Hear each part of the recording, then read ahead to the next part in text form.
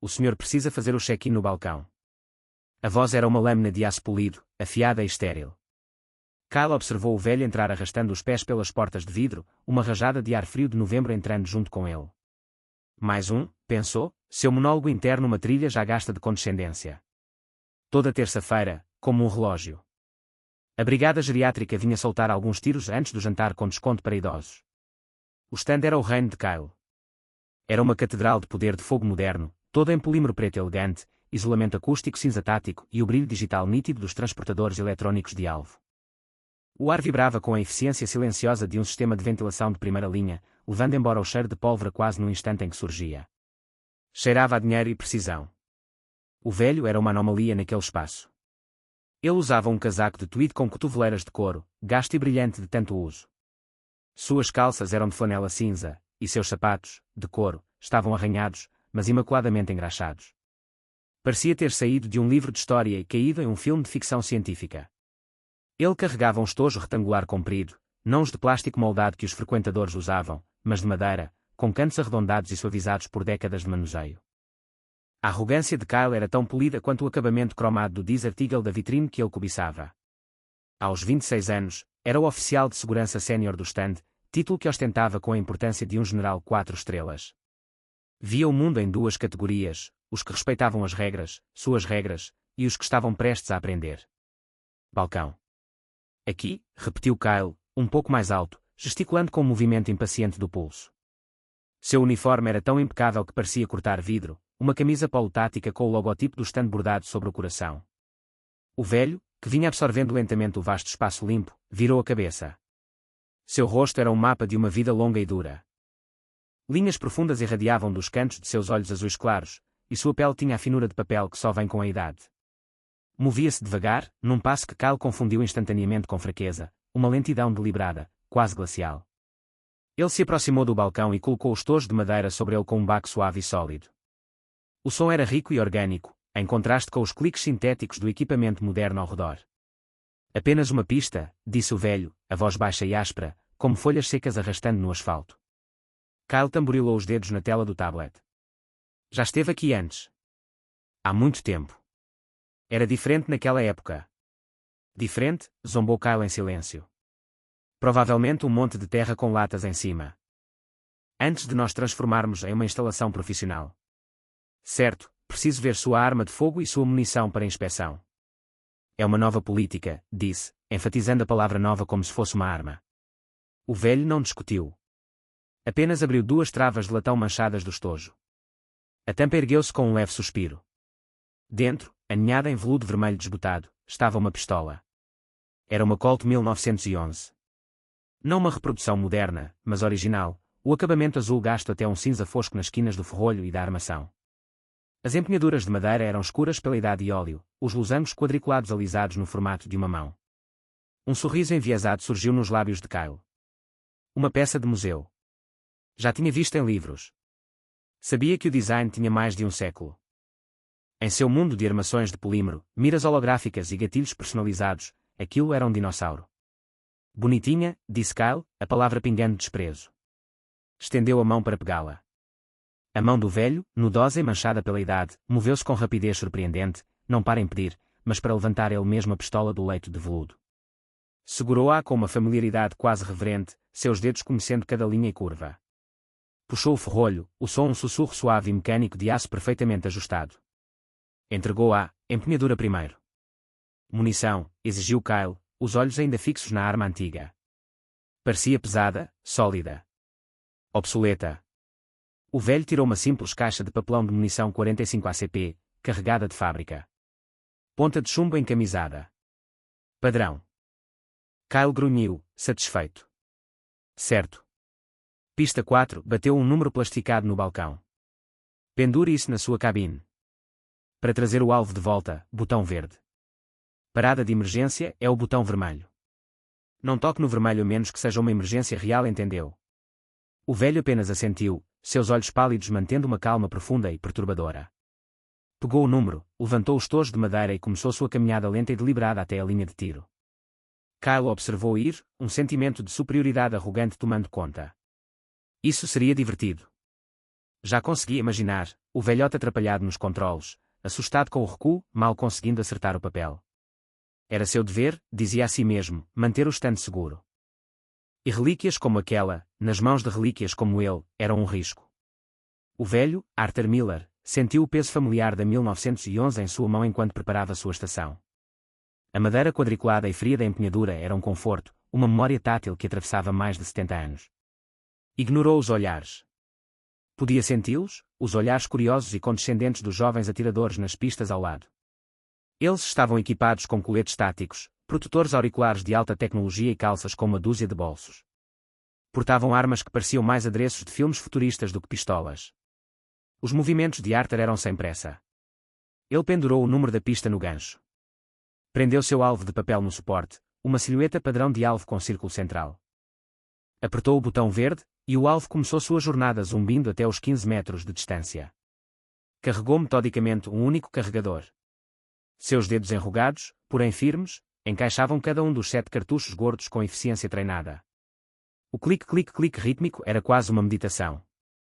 Encaixou o carregador no poço. Ele assentou com um tanque sólido. Puxou o ferrolho, alimentando a primeira munição na câmara. Assumiu sua posição. Não era a postura agressiva e inclinada do estilo Weaver ou Isósceles, preferida pelos atiradores modernos. Era mais antiga, uma postura clássica de alvo, ereta e equilibrada, feita de quietude. Do seu gabinete de vidro, Kyle observava de braços cruzados. Apertou o botão do sistema de som do stand. Um leve estalo, e sua voz encheu a sala, artificialmente alta e clara. Um lembrete a todos os atiradores, atenção à disciplina de cano e certificância do alvo e do que há além dele, era um aviso padrão, mas direcionado à pista 4. Arthur não demonstrou ter ouvido. Levantou a pistola, sua mão esquerda apoiando o punho direito. A arma parecia tornar-se uma extensão de seu braço, firme e imóvel como uma estátua de granito. Por um longo momento, não houve som algum da sua pista. Então, o primeiro disparo. Não era o estalo supersônico agudo de um fuzil moderno. Era um rugido profundo, gutural. Um boom mais poderoso, mais substancial que os outros. Uma cápsula de latão injetou-se em arco gracioso, caindo com um leve timbre no chão de concreto. Lá na frente, o alvo de papel permaneceu intacto. Sem marcas. Sem buracos. Nada. Na pista 5, um jovem com tatuagens no braço e uma Glock personalizada riu. Na pista 3, outro atirador abaixou a arma e balançou a cabeça com um sorriso piedoso. O sorriso de Kyle se alargou em um riso contido. Ele estava certo. O velho não conseguia nem atingir o papel a 15 metros. Patético. Apertou o microfone novamente. Pista 4, sua voz pingava de falsa preocupação. Pista 4, parece que seu alvo continua intacto. Por favor, tente manter seus tiros no papel, senhor. O papel é caro. Algumas risadinhas abafadas ecoaram pelo stand. A humilhação pública havia começado.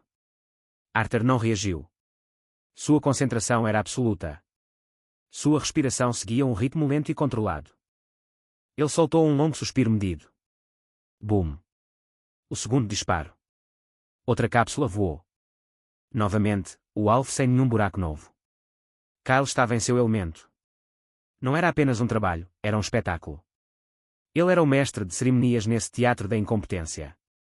Atirador da pista 4, talvez prefira que eu traga o alvo para 7 metros. Ou quem sabe 3. A voz de Kyle era melosa, cada palavra um insulto calculado. Não há vergonha nisso. Todos temos que começar de algum lugar. As risadas foram mais altas dessa vez.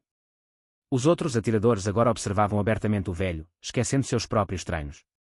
Era um espetáculo. Arthur permanecia como uma estátua.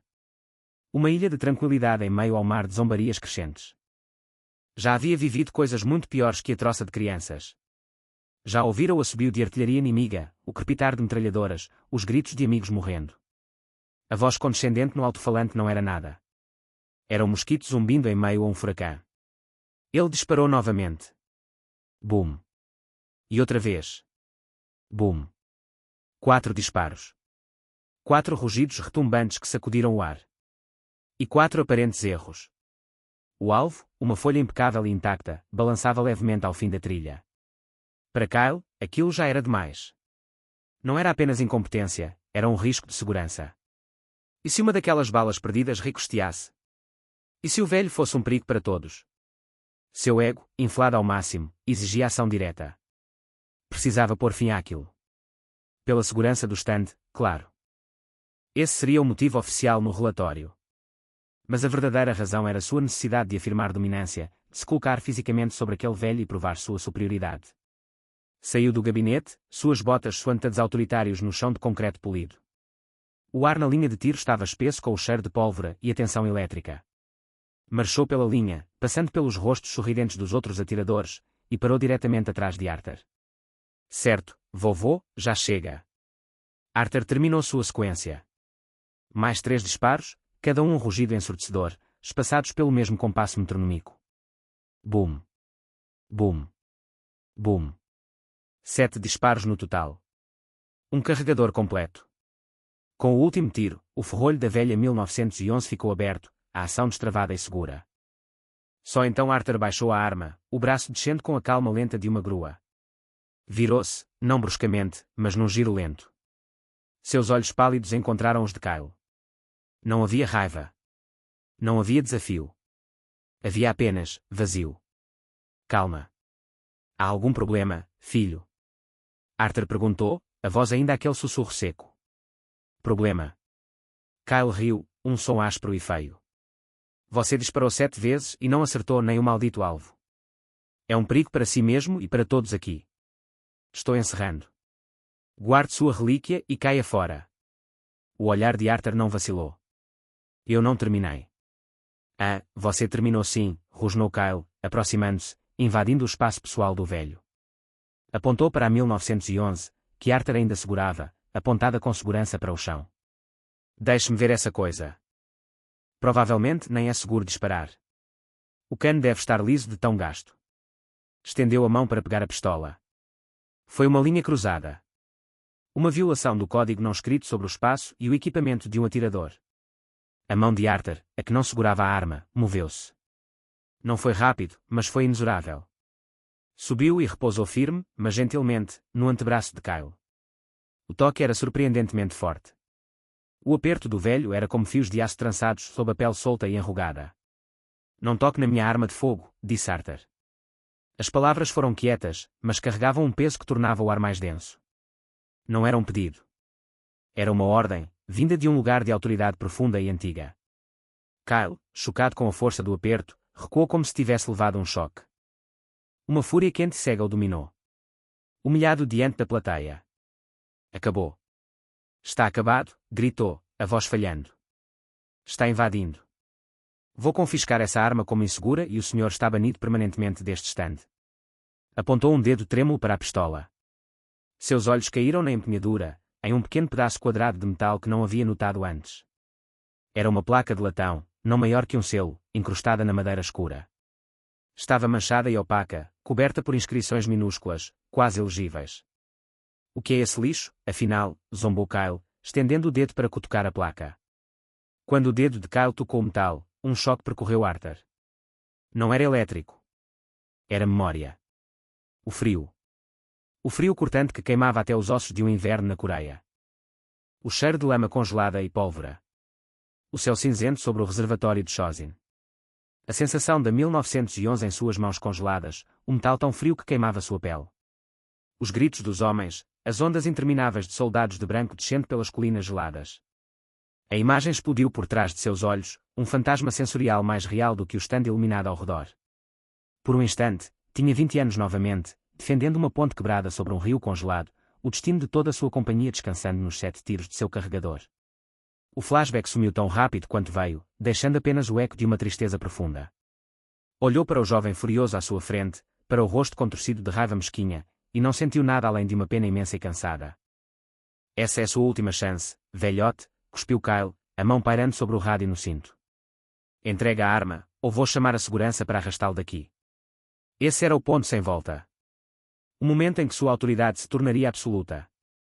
Enquanto isso, na pista 6, um homem chamado Sargento David Shen, o SMC, reformado, observava toda a cena com uma sensação crescente de apreensão. Shen tinha 35 anos, e havia feito 2 missões como franco-atirador de reconhecimento. Ele conhecia tiro de precisão. Sabia reconhecê-lo. E o que via na pista 4 não fazia sentido. Ignorara o primeiro erro. O segundo despertou curiosidade. No terceiro, já não olhava mais para seu próprio alvo. Observava o velho. Viu a postura, perfeita e firme. Viu o controle da respiração, a aspiração lenta antes de cada tiro, técnica incutida nele em Quantico. Viu o aperto do gatilho, tão suave que o disparo parecia surpresa até para a própria arma. Viu o controle do recuo, o modo como o corpo do velho absorvia o chute poderoso do 45, trazendo a boca do cano exatamente ao mesmo ponto de mira, instantaneamente. Não era um homem errando o alvo. Era um homem fazendo outra coisa. Algo impossível. Os olhos de Shen se estreitaram. Olhou além do velho, para o alvo intacto. Não fazia sentido. A menos que... Um pensamento selvagem e inacreditável começou a se formar em sua mente. Uma lenda dos dias de treinamento. Uma história contada aos recrutas sobre os antigos mestres da pontaria. Seu olhar voltou-se para a pistola. A velha 1911. E então viu a pequena placa de latão na empunhadura. Uma placa de condecoração de unidade, às vezes fixada diretamente em uma arma de serviço como homenagem por bravura. Rara. Quase mítica. Então percebeu algo mais. No casaco de tweed do velho, quase escondido na lapela, havia um pequeno broche. Um hexágono azul claro, cravejado de estrelas. O sangue de Shen gelou. Conhecia aquele broche. Todo soldado, todo fuzileiro conhecia. Era a mais alta condecoração de valor que a nação podia conceder. A medalha de honra. As peças se encaixaram com a força de um ferrolho sendo fechado. A postura. O controle. A pistola antiga. Os erros impossíveis. A medalha de honra. Ele sabia quem era aquele homem. Não o nome, mas a lenda. Chamavam-no de Fantasma de Chosin. Um atirador dos fuzileiros navais na Guerra da Coreia, que teria sozinho contido uma companhia inteira de soldados inimigos em um ponto estratégico. A história dizia que ele era tão bom que podia colocar um carregador inteiro em um único buraco. Era um mito. Um conto de recruta. Mas estava ali. Vivo, respirando, na pista 4. E aquele segurança arrogante prestes a prendê-lo. Shen agiu sem pensar. Largou o fuzil, virou-se de costas para a confusão e puxou o celular, os dedos voando pela tela. Tinha um número nos contatos que rezara nunca precisar usar, o de seu antigo comandante de batalhão, agora coronel em uma base próxima. O telefone atendeu no segundo toque. Coronel Price. Senhor, aqui é o sargento Shen, disse David, a voz baixa e urgente. Desculpe incomodá-lo, coronel. Shen. O que houve? A voz do coronel ficou instantaneamente alerta. Sabia que Shen não fazia ligações sociais. Senhor, não vai acreditar. Estou no estande civil de Northwood. Há um velho aqui. Um velho fuzileiro, acho. Ele está usando a medalha. Houve uma pausa do outro lado. Tem certeza, sargento? Absoluta, senhor. E o fiscal do estande, um moleque abusado, está tentando confiscar a arma dele e prendê-lo por errar o alvo. Outra pausa, mais longa. Shen quase podia ouvir as engrenagens girando na mente do coronel. Como ele é, Shen. O velho. 80, talvez 90 anos. Cabelos brancos. Olhos azuis. Move-se devagar, mas firme. Está atirando com uma 1911 antiga. Senhor, acho que é ele. Acho que é o fantasma. A inspiração do outro lado foi aguda e repentina. Fique aí, Shen. Não intervenha. Apenas evite que a situação piore, se puder, sem se envolver. Estou a caminho. Eta 5 minutos. A linha caiu. Shen olhou de volta por cima do ombro. Kyle agora segurava o braço de Arthur, tentando arrancar a 1911 de sua mão. O velho não reagia, mas também não cedia. Era um objeto imóvel. Me dê a arma. Kyle gritou, o rosto vermelho de fúria. Nesse exato momento, as portas principais do estande se abriram com tanta força que bateram contra as paredes, o som ecoando como um disparo. Toda a atividade cessou. Todos olharam. Emoldurado na entrada estava o coronel Marcus Price. Estava em uniforme de gala completo, o peito carregado de medalhas, a águia prateada de sua patente brilhando nos ombros. Ao lado dele, 2 policiais militares imponentes, com as mãos sobre as pistolas no coldre. Atrás, visível pelas portas de vidro, estava um carro oficial preto, a bandeira hasteada no paralama. A chegada foi tão repentina, tão avassaladora, que sugou o ar da sala. O ambiente casual de um estande civil evaporou-se, substituído pela realidade rígida e hierárquica das Forças Armadas dos EUA. Os olhos do Coronel Price percorreram a sala como um laser. Ele absorveu a cena, os atiradores atonitos, os funcionários acuados atrás do balcão e a briga na pista 4. Kyle, ainda com a mão no braço do velho, congelou. Fitava o coronel, a boca aberta. Nunca vira um uniforme tão importante fora de um filme. Os olhos do coronel passaram sobre Kyle, descartando num instante, como se fosse um móvel qualquer. Passou pelo fiscal do estande como se ele fosse invisível, seus sapatos pretos e polidos soando no concreto com um som que parecia contar os segundos da carreira de Kyle. Parou diretamente diante de Arthur Miller. A sala estava absolutamente silenciosa. O único som era o zumbido do sistema de ventilação.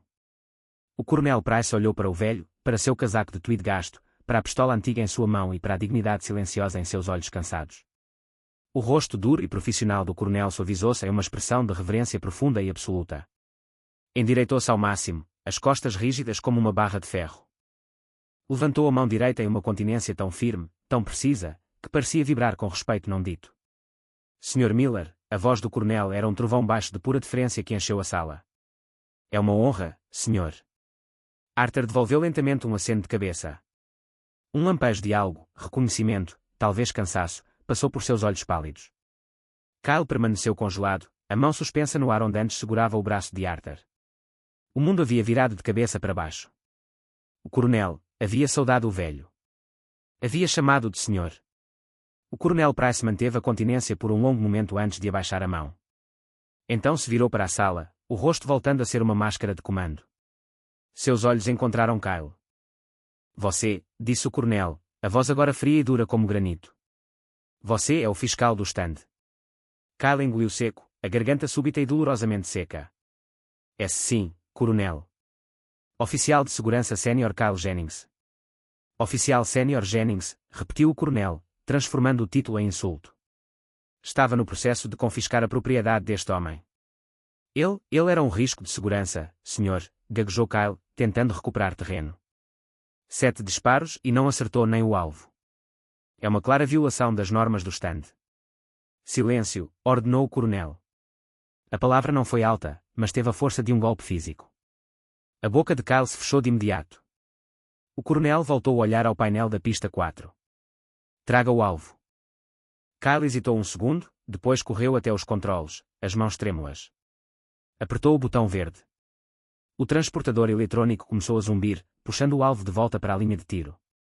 À medida que se aproximava, a plateia esticava o pescoço. Viram o que esperavam ver, uma folha limpa. Sem furos. Sem marcas. O rosto de Kyle exibiu um lampejo de satisfação. Viu. Eu estava certo. O alvo chegou e parou. Kyle o soltou do suporte com dedos desajeitados. Levante-o, ordenou o coronel. Kyle ergueu o alvo para todos verem. Estava intacto. Sabem quem é este homem? Perguntou o coronel para toda a sala, a voz carregada de peso histórico. Apontou para Arthur, que permanecia em silêncio, uma figura de paciência tranquila. Ninguém respondeu. Este é o suboficial-chefe Arthur Miller, fuzileiros navais dos Estados Unidos, reformado, anunciou o coronel. Mas seus homens, os poucos que sobreviveram, conheciam-no por outro nome. Chamavam-no de Fantasma de Chosin. Um murmúrio percorreu a plateia. O nome, a lenda, era conhecido por alguns. O sargento Shen, ainda parado em sua pista, assentiu lentamente, confirmando suas suspeitas. No inverno de 1950, a voz do coronel assumiu a cadência de uma citação oficial, durante a Batalha do Reservatório de Chosin. Então Sargento Miller e sua companhia de fuzileiros receberam a missão de defender uma ponte estratégica contra toda uma divisão do Exército Popular Chinês. Estavam em desvantagem de 20 para 1. Sem munição suficiente, sem apoio aéreo e congelando em temperaturas abaixo de 40 graus negativos. O coronel deu um passo à frente. Quando o ataque principal veio, a linha se rompeu. A ordem era recuar. Mas a rota de retirada passava por aquela ponte. Se ela caísse, todo o regimento seria cercado e aniquilado. O sargento Miller, armado apenas com sua pistola de serviço, esta pistola apontou para a 1911 na mão de Arthur, e 2 carregadores extras, desobedeceu à ordem de retirada. Sozinho, segurou a passagem estreita da ponte por mais de 1 hora, dando tempo para que sua companhia atravessasse. O estande estava silencioso como um túmulo. Os atiradores, homens que se julgavam durões com seus equipamentos modernos, olhavam para o velho frágil no casaco de tweed com um novo e crescente respeito. O relatório oficial afirma que ele neutralizou mais de 50 combatentes inimigos a 15 metros de distância. Com uma pistola 45. Em uma nevasca. Com as mãos tão congeladas que mal conseguia sentir o gatilho. Por essa ação, foi condecorado com a medalha de honra. O coronel fez uma pausa, deixando o peso de suas palavras se espalhar. E quanto ao seu desempenho hoje, voltou seu olhar perfurante a Kyle. Quanto a ele, errar o alvo, você é um tolo. Caminhou até Kyle e tomou o alvo de suas mãos trêmulas. Ergueu-o bem alto. Seus olhos são bons para enxergar regras, mas cegos para a grandeza, disse o coronel, a voz carregada de desprezo. Apontou para o centro do alvo. Ali, no coração absoluto do círculo negro, havia um único buraco. Não era um furo limpo e arredondado. Estava um pouco irregular, um pouco mais largo do que deveria ser para uma bala calibre 45. O coronel virou-se para a plateia. O suboficial-chefe Miller não errou o alvo. Ele disparou 7 vezes. O primeiro tiro fez este buraco. Os 6 seguintes passaram pelo mesmo buraco. Um suspiro coletivo percorreu a sala. Era uma façanha impossível. Um mito tornado real enfiar 7 tiros de uma pistola 45, com forte recuo, no mesmo buraco a 15 metros era um nível de pontaria que beirava o sobrenatural. As bordas irregulares do único buraco eram a única prova de que mais de uma bala havia passado por ali. O coronel abaixou o alvo e fixou em Kyle um olhar de puro desprezo. Você está aqui em um espaço limpo, seguro e climatizado, e ousa julgar um homem que já esqueceu mais sobre pontaria, coragem e dever do que você jamais aprenderá. Viu um velho com uma arma velha e viu fraqueza. Viu uma chance de mostrar sua autoridade patética. Não enxergou o herói diante dos seus olhos. Falhou como fiscal, falhou como cidadão e desonrou este lugar. O rosto de Kyle tinha passado do vermelho ao branco pálido. Seu mundo havia desmoronado em 5 minutos. Não era uma figura de autoridade. Era um palhaço. Uma nota de rodapé na história de uma lenda. Olhou para Arthur Miller, o homem que ridicularizara e tentara expulsar, e pela primeira vez, realmente o viu. Viu o peso da história em sua postura, os fantasmas das batalhas em seus olhos serenos. A repreensão do coronel ainda não havia terminado. Seu trabalho é garantir a segurança. Não é humilhar clientes. Não é aplicar regras com ignorância arrogante. Respeito não está no seu manual, mas é a primeira regra de ser humano decente. Uma lição que você fracassou espetacularmente em aprender. Ele se virou de Kyle em desprezo. Então olhou para Arthur, o rosto suavizando novamente. Foi então que Arthur Miller finalmente falou, sua voz cortando o silêncio denso. Coronel. O coronel voltou-se de imediato, atento. O garoto só estava fazendo o trabalho dele, disse Arthur, a voz calma, mas clara. As regras são as regras. Ele é jovem. Vê o que está na frente dele, não o que veio antes, olhou para Kyle, um traço de algo que não era raiva, mas uma tristeza profunda em seus olhos. Não seja tão duro com ele. Ele aprendeu sua lição hoje. A graça do gesto foi mais condenatória do que a ira do coronel jamais poderia ter sido. Ser defendido pelo homem que acabara de humilhar publicamente foi a rebeldia máxima. O coronel Price olhou para Arthur, depois de volta para o jovem despedaçado. Deu um aceno lento e relutante. As consequências foram imediatas. Kyle não foi demitido, resultado direto da intervenção discreta de Arthur com o dono do stand naquele mesmo dia. Mas foi destituído do título de oficial de segurança sénior. Rebaixado ao porão, encarregado de separar e limpar cápsulas usadas, um trabalho solitário e humilhante. Seu reinado sobre a linha de tiro havia acabado. O dono do stand, um empresário astuto e apavorado com a má publicidade e a vergonha, instituiu um novo programa obrigatório de treinamento para todos os funcionários. Um curso de etiqueta e história militar, criado para evitar que algo assim acontecesse novamente. Chamaram-no de Protocolo Miller. Semanas viraram meses. O inverno derreteu em uma primavera fresca. Kyle era outra pessoa. A arrogância havia sido corroída, restando apenas uma humildade silenciosa e vazia. Trabalhava no porão, o tilintar rítmico das cápsulas sendo sua lembrança constante do fracasso. Numa manhã de sábado, em seu dia de folga, estava em uma pequena cafeteria do centro. Enquanto esperava o pedido, a porta se abriu e uma figura familiar entrou. Era Arthur Miller. O coração de Kyle disparou no peito. Seu primeiro instinto foi virar-se e fugir, esconder o rosto em vergonha. Não suportava encarar o velho. Mas não fugiu. Ficou firme. Observou o herói andar devagar até o balcão. Então Kyle fez algo que não teria sido capaz de fazer 6 meses antes. Deu um passo à frente. Eu pago o dele, disse ao barista, colocando uma nota de $10 no balcão. O que quer que ele peça? Então se virou para Arthur. O velho o olhou, os olhos azuis pálidos sem malícia, sem julgamento. Apenas uma calma silenciosa e expectante. Kyle não encontrou palavras para um pedido de desculpas. Todas pareciam baratas e inadequadas. Então disse apenas as duas que importavam. Obrigado, senhor. Arthur Miller fitou o jovem humilhado por um longo momento. Viu a vergonha, mas também a mudança. Viu o início da sabedoria, nascida de uma lição dolorosa. Deu um aceno lento, único. Um gesto de aceitação. De perdão. Então pegou o café pago por Kyle e foi até uma pequena mesa perto da janela, deixando-o ali, finalmente e completamente, desarmado. A verdadeira força não precisa anunciar-se com barulho e arrogância. Ela reside na dignidade silenciosa, em ações que falam mais alto do que qualquer palavra. É forjada em provações que mal podemos imaginar e carrega um peso que merece não nosso julgamento, mas nosso respeito mais profundo e sincero.